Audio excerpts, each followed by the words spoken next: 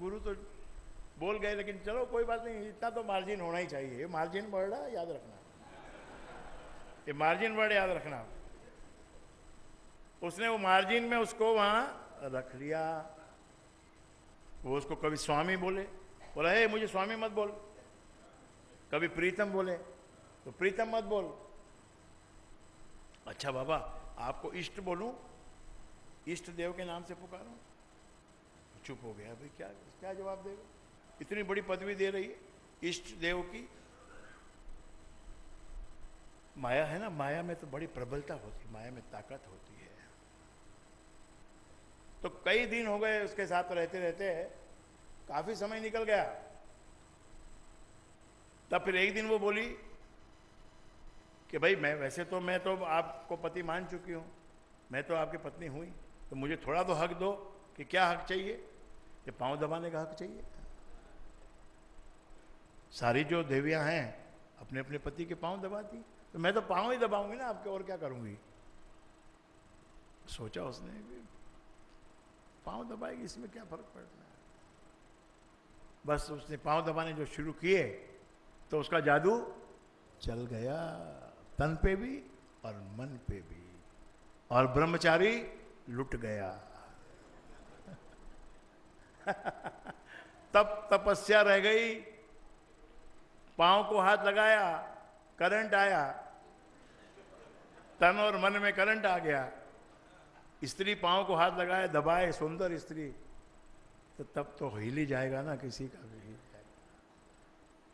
हिल गया, रम गया, उस यक्षिणी के प्रेम में रम गया। अब ये तो माया है, ये तो भटकाने के लिए आती है।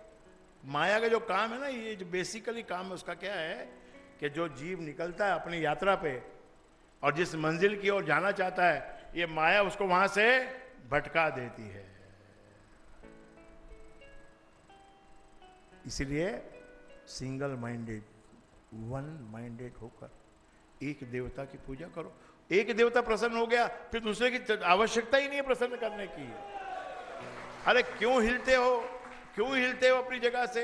एक गुरु बना लिया, एक परमात्मा को एक रूप में मान लिया, उसके बाद उस रूप में निश्चय करो, निष्ठा करो, तब उसमें बल उतरेगा, उसके अंदर ताकत आएगी। इसके अंदर आपकी ताकत से उसमें ताकत आती है, आपकी श्रद्धा की ताकत से तुम्हारे देवता में ताकत आती है।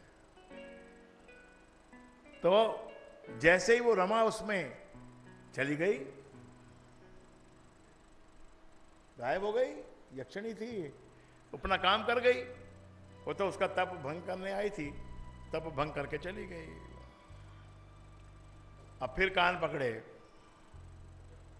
कि गुरु की बात को मार्जिनलाइज किया, उसमें मार्जिन लिया, तो इसलिए मेरा ये हाल हुआ। आज मैं उसके लिए तड़फ रहा हूं।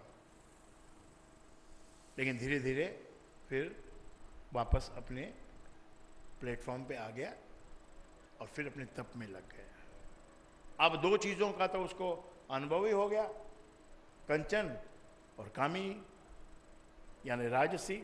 कंचन यानी राजसी और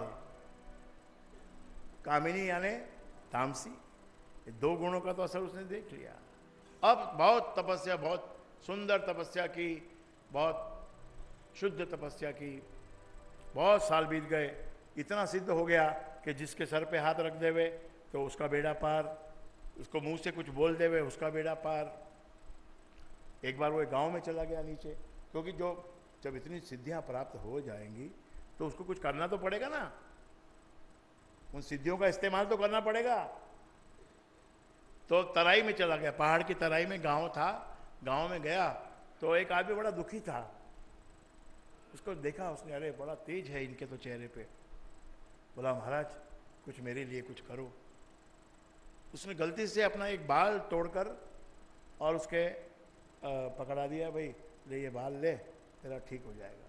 उसके हाथ में बाल आया उसका और वो ठीक हो गया। शरीर में उसके जो भी रोग था, जो व्याधि थी, वो तुरंत ठीक हो गई। कमाल हो गया, क्योंकि तप किया था, गुरु का चेला था, तप किया था। अब ये क्या हुआ, एक जो सुखी हुआ जाके दूसरे को बताए कि बाल देता है और दुख दूर करता है। अच्छा, ऐसा भी है, बाल दे के दुख दूर करता है। हमने देखा कश्मीर में, वहां बाल रखा हुआ है, कोई महात्मा का, पीर का, हजरत साहब का बाल भी रखा हुआ है। यानी श्रद्धा में इतने हम उसमें आ जाते हैं कि बाल की भी कीमत हो, है उसकी कीमत, ऐसी बात नहीं कीमत नहीं है। बाल तो उसने दिया ही ना, और बाल से ही ठीक किया, बाल से व्याधि दूर हो गई। तो जितने भी गांव में व्याधि वाले थे सब बाल लेने को आ गए। एक ने उसको कहा, भाई बाबा जी आपके बाल से तो इतना सब शरीर का रोग दूर हो गया, मेरे को धन की कमी है, मेरे को आप अपना बाल दे के मेरा धन को, मेरे को धनपति बना दो। तो उसने सोचा चल भाई बेचारा गरीब आदमी है, इसको धनपति बना देते हैं। उसने बाल दिया तो वो धन ही धन हो गया। बस अब तो क्या हुआ कि पूरे गांव में डंका हो गया अंदर ही अंदर कि बाबा जी से बाल लो और करोड़पति बनो, बाबा जी से बाल लो और करोड़पति बनो। बाल बनाएगा करोड़पति है, बाल बनाएगा करोड़पति, बाल बनाएगा करोड़पति। जैसे कि अमिताभ बच्चन आपको जू पे घूमता हुआ मिल जाए, आप उसको बोलो यार मेरे को 5 करोड़ का करोड़पति बना दो, तो बना सकता क्या वो? तो बाबा जी तो अभी छुप गए थे गुफा में। अब एक दिन निकले बाहर, लोग तो इंतजार में ही थे, आवे बाहर तो प्राप्त करें बाल। 5-6 हजार आदमी गांव में जो भी थे सब आके चढ़ गए बाबा जी पे, और ना कोई पांव छुआ ना कोई प्रणाम किया।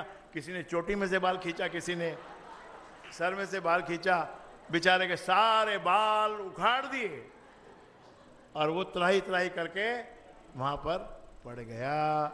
तो कीर्ति से, सात्विक की वजह से, सतोगुण की वजह से कीर्ति प्राप्त हुई, और कीर्ति से क्या हाल हुआ। तब फिर उसने कहा कि ये तो मैंने जानबूझ के, ये तीसरा जो गुण का प्रभाव देखने के लिए ये मैंने जानबूझ के किया। अब मुझे तीनों प्रभाव पता चल गए हैं। अब जो है वो मैं गुरु की बात को कभी भी 1% भी उसको कम नहीं करूंगा, जैसा बोला है वैसा ही करूंगा।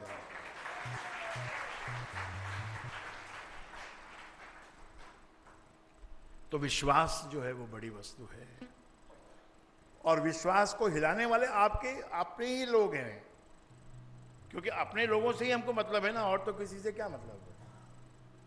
एक का पति मान रहा है तो पत्नी को बोलेगी आप तो यही करते रहते हो, बस कमाया तो आपने कभी कुछ है नहीं, कोई धंधा तो आपने चलाया नहीं है, आप तो बस ये अमृतवाणी अमृतवाणी, और मैं जाता हूं उधर गुरु के पास। तो ऐसे वो विश्वास को हिलाती हैं। विश्वास का मतलब ये नहीं है कि हमको हाथ पे हाथ रख के बैठ जाना है, उतना विश्वास किसी को है नहीं, नहीं तो हाथ पे हाथ रख के भी बैठ जाओ कोई बात नहीं है, लेकिन उतना विश्वास होगा नहीं किसी को। लेकिन जिसके पास दृढ़ विश्वास है तो वो अगर हिले नहीं, अपनी जगह से नहीं हिले, विश्वास को हिलने ना दे, तो परमात्मा वहां आ जाता है, प्रकट होता है, सारी वस्तुएं लेके आता है। ऐसा नहीं है कि परमात्मा के पास में BMW नहीं है, या कि परमात्मा के पास और ऑडी गाड़ी नहीं है, उसके पास सब गाड़ियां, सारी गाड़ियों का देने वाला वही है, सारे मकानों का देने वाला वही है, और सारे सोना चांदी और जवाहरात देने वाला वही है। लेकिन हमको क्या करना, ये सभी वस्तुएं संसार में हमको सहज भाव से क्रमशः अपना कार्य करते हुए सारी वस्तुएं सहज से प्राप्त करो। और फिर कृष्ण की गीता का डायलॉग याद रखो, आसक्ति नहीं करना, आसक्ति में जहर है। धन में आसक्ति नहीं होनी चाहिए, और किसी भी प्रकार के भोग में आसक्ति नहीं होनी चाहिए। मिला तो अच्छा है, नहीं मिला तो केवल चावल से भी काम चल सकता है, दाल नहीं, दाल चावल तो बराबर डिश हो गई, दाल चावल इज ए फुल फूड। लेकिन ऐसे भी गरीब हैं जो केवल चावल ही खाते हैं, दाल के लिए पैसा नहीं है। चावल में नमक डाल के खाओ, अच्छा लगता है। अभी 1-2 दिन मैंने करके भी देखा, अच्छा लगता है, भाता है, ऐसी बात नहीं है। थोड़ा सा मन को समझाना पड़ता है,